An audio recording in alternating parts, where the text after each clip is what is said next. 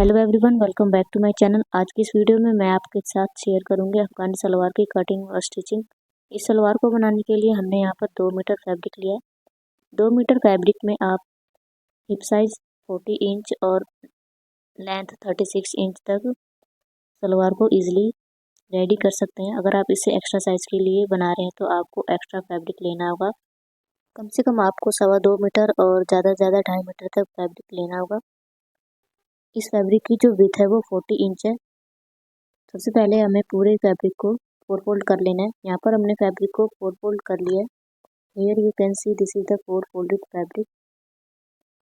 ये फैब्रिक की folded side है, इसे हमें अपनी तरफ रखना है और फैब्रिक की ओपन साइड को हमें अपोजिट साइड रखना है। सबसे पहले हमें फैब्रिक को ऊपर से सीधा कर लेना है और स्केल की हेल्प से एक लाइन ड्रॉ कर देना है। अब इस लाइन से नीचे की तरफ हमें 2-2 इंच पर मार्क करना है। ये मार्किंग हम बेल्ट फोल्ड करने के लिए कर रहे हैं। इस सलवार को हम फुली इलास्टिक बनाएंगे, तो 2-2 इंच पर मार्क करने के बाद हमें इसे स्केल की हेल्प से सीधा कर देना है। इसके बाद हमें सलवार की चौड़ाई के लिए मार्किंग करनी है। तो जितना भी आपका हिप साइज है उसका आपको 4 पार्ट करना है और इसमें हम 5 इंच की लूजिंग ऐड करेंगे। लूजिंग आप अपने अकॉर्डिंग कर सकते हैं। अगर आपको कम लूज पहनना है तो आप कम से कम 2.5 इंच या 3 इंच की लूजिंग दें और ज़्यादा से ज़्यादा आप 5 इंच की लूजिंग दे सकते हैं। 36 हिप साइज का 4 पार्ट करके हमने यहाँ पे 5 इंच लूजिंग देते हुए 14 इंच पर मार्क कर लिया। अब हमें सेकंड लाइन से नीचे की तरफ क्रोच लेंथ के लिए मार्क करना है। तो जितना भी आपका हिप साइज है उसका 4 पार्ट करना है और उसमें 2.5 इंच एक्स्ट्रा ऐड करते हुए मार्किंग कर लेनी है। ये फॉर्मूला सभी साइजेस के लिए सेम है। अगर आप hip size 40 inch extra size के लिए बना रहे हैं तो आपको 3 इंच एक्स्ट्रा ऐड करना होगा। हमारे मेजरमेंट में यहाँ पर क्रोच लेंथ 11.5 इंच है। अब हमें स्केल की हेल्प से इसे सीधा कर लेना है। आगे की तरफ हमें 2.5 इंच पर मार्क करना है। अगर आप एक्स्ट्रा लार्ज साइज के लिए बना रहे तो आप 3 इंच पर मार्क करें। अब ऊपर की तरफ भी हमें 2.5 इंच पर ही मार्क करना है और इस तरीके से क्रोच की शेप को ड्रॉ कर देना है। अब हम सलवार की लेंथ के लिए मार्किंग करेंगे, तो सेकंड लाइन से नीचे की तरफ हमें लेंथ के लिए मार्किंग करनी है। तो जितना भी आप तैयार लेंथ रखना चाहते हैं उसमें से आपको 1 इंच लेस करते हुए मार्किंग करनी है। यहाँ पर हमारे सलवार की रेडी लेंथ 36 इंच है, तो हमने यहाँ पर 35 इंच पर मार्क कर लिया है। 1 इंच की हम नीचे की तरफ पट्टी ऐड करेंगे मोहरी बनाने के लिए। तो यहाँ पर 35 इंच पर मार्क करते हुए लाइन को सीधा कर लेना है स्केल की हेल्प से। अब हमें मोहरी के लिए मार्किंग करनी है, तो जितना भी आपको मोहरी रेडी रखना है उसका आपको डबल मार्क कर लेना है और उसमें 1 इंच एक्स्ट्रा ऐड करते हुए मार्किंग कर लेनी है। नीचे की तरफ आप सभी साइजेज में 14 इंच पर मार्क कर सकते हैं। अब हमें दोनों पॉइंट्स को मिला देना है। इसे आप स्केल की हेल्प से भी मिला सकते हैं या फिर आप इस तरीके से भी इसे मिला सकते हैं।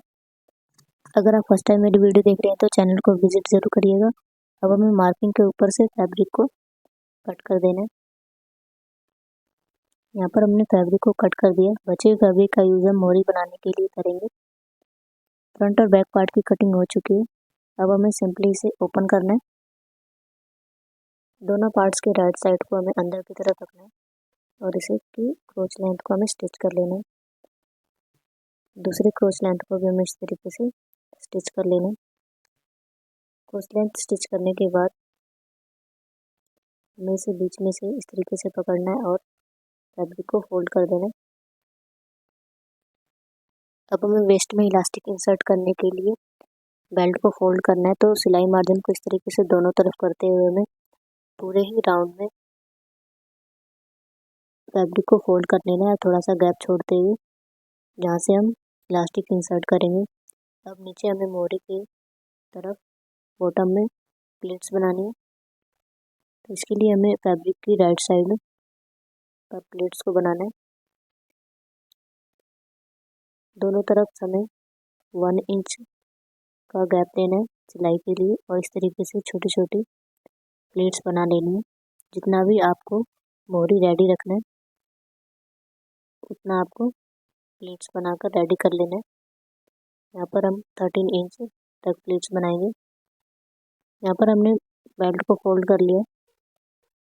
अब हमें इलास्टिक लेनी है, तो जितना भी आपका वेस्ट राउंड है इसमें से आपको 2 या 3 इंच लेस करते हुए इलास्टिक को कट कर लेना है और सेफ्टी पिन की हेल्प से जहाँ से हमने गैप छोड़ा था वहाँ से इलास्टिक को पूरे ही वेस्ट में इंसर्ट कर लेना है। इलास्टिक इंसर्ट करने के बाद अब हमें इसके दोनों एंड्स को लॉक कर देना है और जहाँ से फैब्रिक ओपन था उसे भी स्टिच करके हमें पूरे फैब्रिक को इस तरीके से खींचते हुए इक्वल कर लेना है। नीचे की तरफ हमने बॉटम में प्लीट्स को बना लिया है। आप देख सकते हैं यहाँ पर हमने छोटी छोटी प्लीट्स बना के बॉटम को रेडी कर लिया है। इसकी जो लेंथ है वो 13 इंच है। अब हमें एक पट्टी लेनी है मोरी बनाने के लिए। इसकी जो लेंथ है वो 13 इंच है और इसकी जो विड्थ है वो 3 इंच है। इसके बीच में हमने यहाँ पर पेस्टिंग पेपर को पेस्ट कर लिया।